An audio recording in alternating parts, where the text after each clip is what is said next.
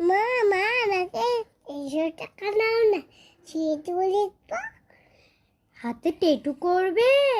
টেটু করতে হবে না, দাঁড়াও আমি এনে দিচ্ছি। চোখটা বন্ধ করো, আমি হাতে টেটু এঁকে দিই। এবার চোখটা খোলো, দেখো সবাই। তোর ভালো লাগে না, হাতটা দেখাও। দেখেছ কেমন? 100 টাকা সেল, কিন্তু টাকা তো খরচ হয়নি, এই জিনিসটা দিয়েই হয়ে গেছে আমাদের।